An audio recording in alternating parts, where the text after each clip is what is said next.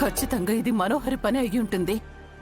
నా తమ్ముడు గిట్ల కళ్ళు తెరిచి మనోహరి పేరు చెప్పని గప్పుడు తేలుస్తా గా మనోహరి సంగతి.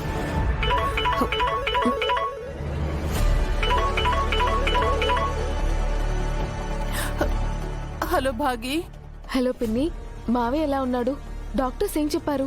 ఇప్పటికైతే ప్రమాదం లేదని చెప్పారే, కానీ కొన్ని దినాలు ఈడ్నే ఉండాలంట. మావయ్య స్పృహలో ఉన్నాడా? మావయ్యతో ఏదైనా మాట్లాడావా పిన్ని? స్పృహలోనే ఉన్నాడు, కానీ మాట్లాడట్లేదు. బాగి, నేను మాట్లాడతాను. పిన్ని, ఆయన మాట్లాడతారంట. ఇవ్వు. కాళీకేమీ కాదు, మీరేం టెన్షన్ పడకండి. డాక్టర్తో కూడా మాట్లాడతాను.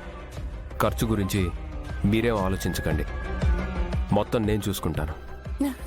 థ్యాంక్స్ బాబు. నువ్వు ధైర్యంగా ఉండు పిన్ని, నేను హాస్పిటల్కి వస్తాను. ఇన్స్పెక్టర్ సారు ఇక్కడ పోలీసుల్ని కాపలా పెట్టిండు. ఎవరిని లోపలికి గిట్ల పంపించరు. కాళీకి తెలివొచ్చినాక చెప్తా, అప్పుడొద్దులే భాగి. సరే పిన్ని, ఏం అవసరం ఉన్నా ఫోన్ చేయి. గట్లనే భాగి, ఉంటాను.